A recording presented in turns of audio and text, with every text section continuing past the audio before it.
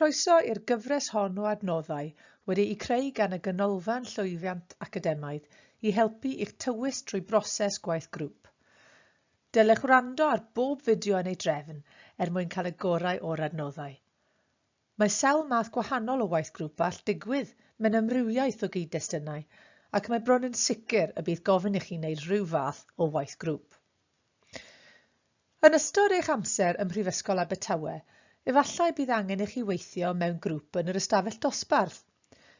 Efallai bydd angen i chi gwblhau tasgau a phrosiectau gyda pobl eraill, ac efallai bydd y gwaith rydych yn ei gynhyrchu fel rhan o grŵp yn rhan o asesiad ar gyfer eich cwrs. Y gallen ddangos yn her weithiau, mae'r sgiliau rydych yn ei meithrin wrth weithio'n llwyddiannus mewn grŵp yn ddefnyddiol ym mhob rhan o'ch bywyd, a byddent yn cael effaith gadarnhaol ar eich cyflogadwyedd pan fyddwch yn graddio. Cyn i chi symud ymlaen at yr adrannau eraill ar y dudalen we hon, bydd yn ddefnyddiol i chi dechrau myfyrio ar y resymau pam nad ydych chi'n hoffi gwaith grŵp, neu yn wir pam rydych yn ei hoffi.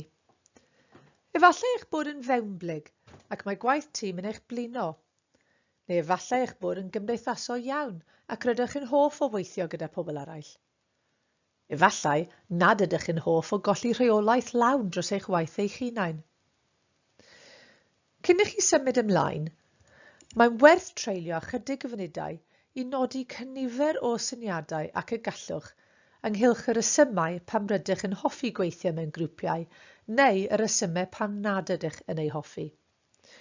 Cofiwch, gallwch oedi'r cyflwyniad unrhyw bryd a symud ymlaen unwaith rydych chi'n barod.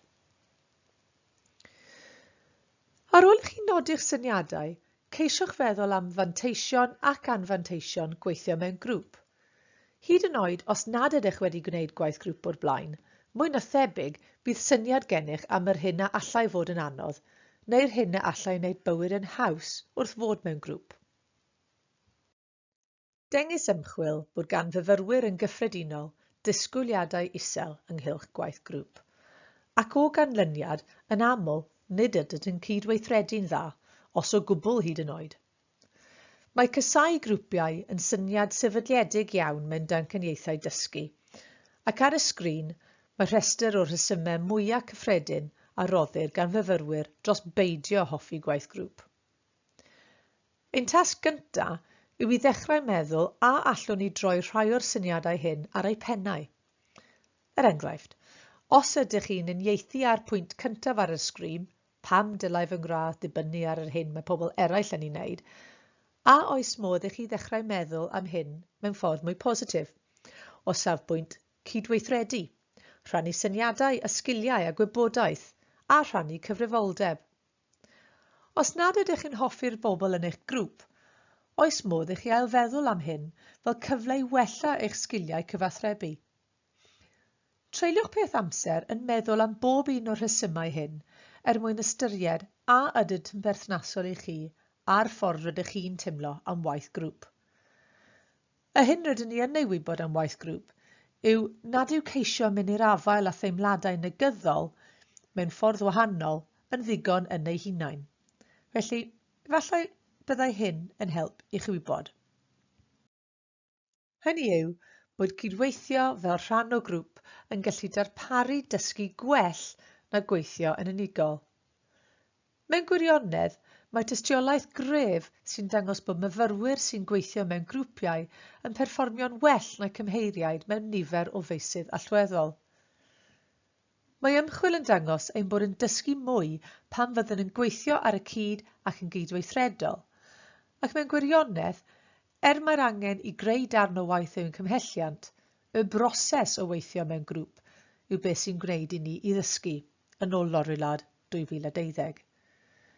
Mewn geiriau syml, mae dysgu'n gorau yn digwydd nid wrth i ni weld ein hunain fel unigolyn mewn grŵp, ond pan fyddwn yn teimlo bod y grŵp ei hun wedi dod yn rhan o'n hunaniaeth ddysgu. Felly, mae'r ddau ymchwilydd hyn yn nodi wrth weithio mewn grwpiau, mae myfyrwyr yn perfformio yn well na cymheiriaid mewn nifer o feysydd allweddol. Rhan fawr o'r reswm dros hyn yw bod gweithio ar y cyd a gweithio yn gydweithredol yn galluogi dysgu yn weithredol. Dysgu gweithredol yw dysgu trwy gwneud, sef y gwrthwyneb i eistedd a gwrando ar eich athrawon. Mae dysgu gweithredol yn gofyn i chi meithrin y wybodaeth a'r sgiliau mae eisiau arnoch chi trwy weithredu a bod yn ganolog i'r profiad dysgu chi eich hunain. Ac mae hyn i gyd yn golygu eich bod yn meithrin eich gallu i feddwl yn feirniadol. Pan fyddwch yn gweithio gydag eraill, rydych yn profi syniadau trwy'r amser, yn barnu safbwyntiau eraill ynghylch y deunydd neu'r dasg, yn creu cysylltiadau rhwng syniadau, yn cyrraedd casgliadau efallai bydd angen i chi newid ar sail sut rydych yn gwerthuso syniadau pobl eraill, ac yn dysgu dadlau dros eich safbwynt.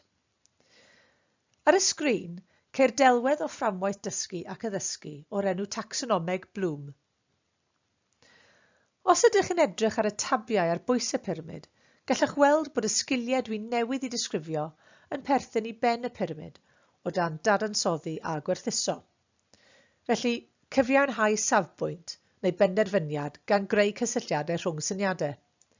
Dyma sgiliau uwch. Ac os gallwch chi ddangos rhain, byddwch chi'n cael marciau gwell na'r rhai y byddech yn eu cael wrth ddangos dealltwriaeth o'r cysyniadau yn eich tasg yn unig. Os ydych gennych diddordeb mewn dysgu rhagor am hyn, gallwch edrych ar y cwrs meddwl yn feirniadol mae'r ganolfan llwyddiant academaidd yn ei gynnal. Fodd bynnag, yn y bôn, bydd gwaith grŵp yn eich helpu i feithrin y sgiliau uwch hyn.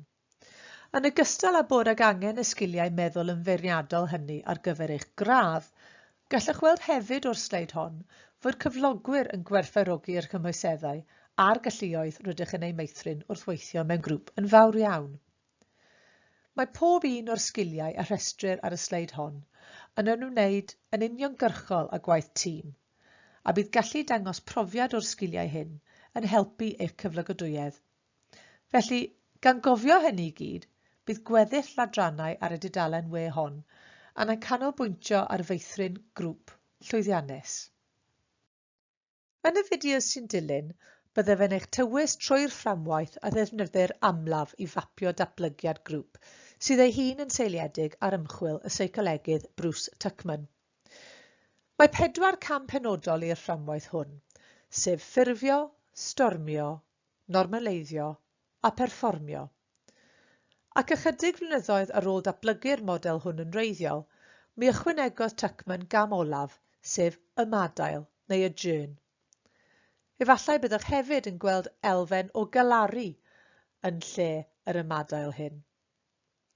Bydd bod yn ymwybodol o'r fframwaith hwn yn eich helpu i nodi'r ddeinameg sydd ar waith yn eich grŵp, a bydd yn rhoi cipolwg i chi ar y cyfleoedd sydd ar gael a'r problemau y gallai fod angen i'w datrys nhw.